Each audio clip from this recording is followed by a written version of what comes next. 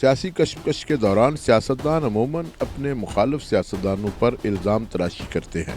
بعض اوقات چونکا دینے والے انکشافات کیے جاتے ہیں اور یوں ایک دوسرے کو نیچا دکھا کر اپنی سیاسی جماعت یا ذاتی قد کاٹ کو بلند کرنے کی کوشش کی جاتی ہے۔ بعض اوقات ایسی سیاسی جماعتیں اور ان کی قیادت ریاستی اداروں کو بھی ہدف تنقید بناتی ہیں جن کے بارے میں انہیں گمان ہوتا ہے کہ وہ ان کی حکومت کے لیے خطرہ ہے یا حکومت پلٹائے جانے کے بعد ان کو ذمہ دار قرار دیا جاتا ہے۔ ٹاک شوز پاکستان کی تحقیق کے مطابق گزشتہ نصف صدی سے سیاستدانوں کی تنقید کی توپوں کا رخ پاکستان کی فوج کی طرف رہا ہے۔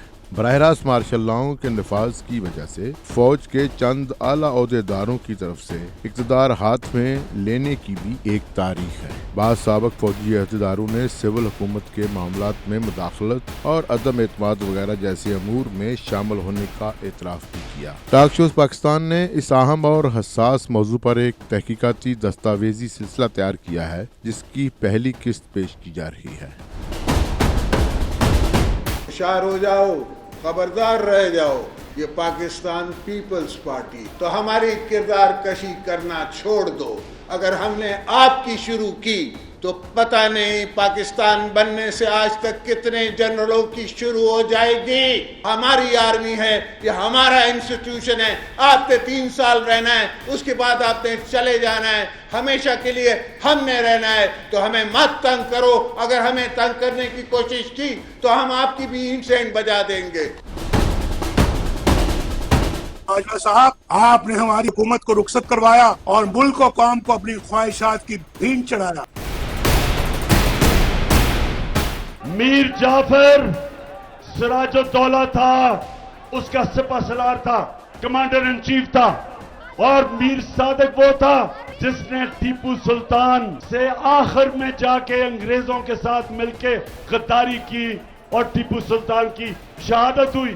یہ غداروں نے آج یہ کیا پاکستان سے۔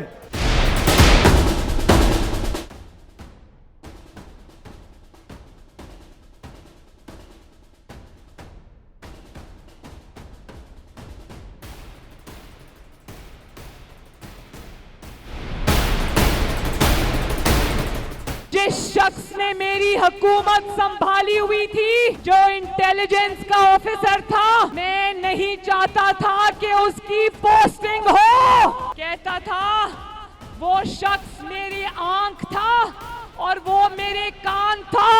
ہم جانتے ہیں تمہاری آنکھیں اور تمہارا کان نہیں تھا، وہ تمہارے ہاتھ تھا جن سے تم اپنے سیاسی مخالفین کی گردنیں دبوچتے تھے۔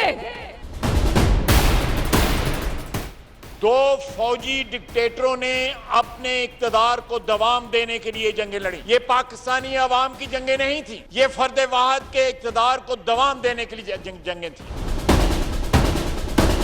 14 اگست 1947 سے لے کر اکتوبر 1958 تک پاکستان کا اقتدار سیاستدانوں اور طاقتور افسرشاہی کے پاس رہا۔ اس دوران 1951 میں پہلے وزیر اعظم لیاقت علی خان قتل ہوئے۔ 1951 سے 1958 تک 6 شخصیات وزیر اعظم پاکستان کے عہدے پر فائز رہیں، جن میں لیاقت علی خان، خواجہ ناظم الدین، محمد علی بوگرا، چودھری محمد علی، حسین شہید سہروردی اور آئی چندریگر شامل تھے۔ 7 اکتوبر 1958 سے لے کر 7 دسمبر 1971 تک وزیر اعظم کا عہدہ معطل رہا۔ اس دوران صرف 13 دن کے لیے صدر یحییٰ خان نے نور الامین کو وزیر اعظم بنایا۔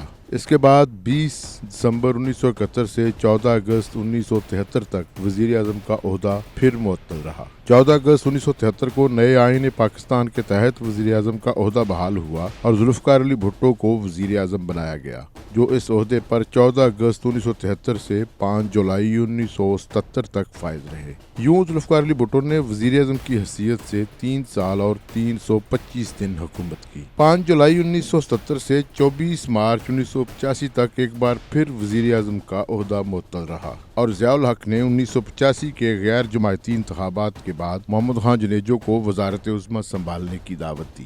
یوں محمد خان جنیجو 24 مارچ 1985 سے 29 مئی 1988 تک پاکستان کے وزیر اعظم رہے۔ جنیجو صاحب مجموعی طور پر 3 سال اور 66 دن وزیر اعظم رہے۔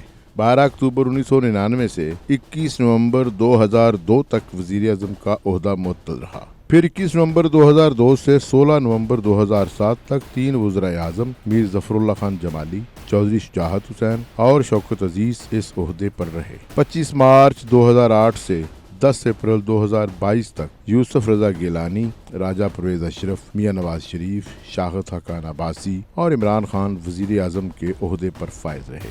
ملکی سیاسی تاریخ کے پہلے کامیاب عدم اعتماد کے بعد میاں شہباز شریف 11 اپریل 2022 سے تاحال وزیر اعظم ہیں۔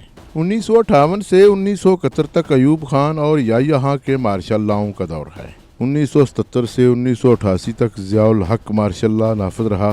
1985 سے 1988 تک بظاہر ایک سویلین حکومت رہی، لیکن مارشل لا نافذ کرنے والے ضیاء الحق اقتدار کے تمام گوشوں پر قابض تھے۔ 1999 سے 2008 تک جنرل مشرف اقتدار کے مالک رہے۔ اگرچہ باقاعدہ مارشل لا تو نافذ نہ کیا جا سکا، لیکن چیف ایگزیکٹو، صدر پاکستان اور آرمی چیف کے طاقتور عہدوں پر جنرل پرویز مشرف موجود رہے۔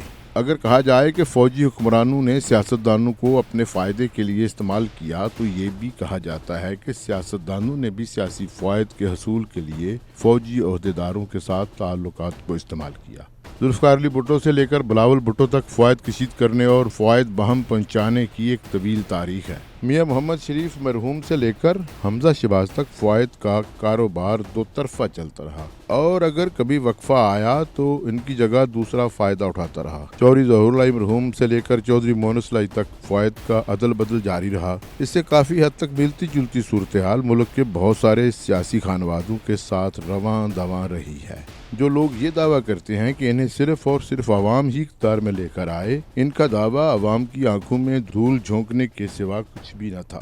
سول ملٹری تعلقات کا اولین باب اس وقت کھلا جب فیلڈ مارشل ایوب خان نے ایک سندھی وڈیرے سر شاہ نواز بھٹو کے صاحبزادے ذوالفقار علی بھٹو کو اقتدار کی راہداریوں میں چلنے کی دعوت دی۔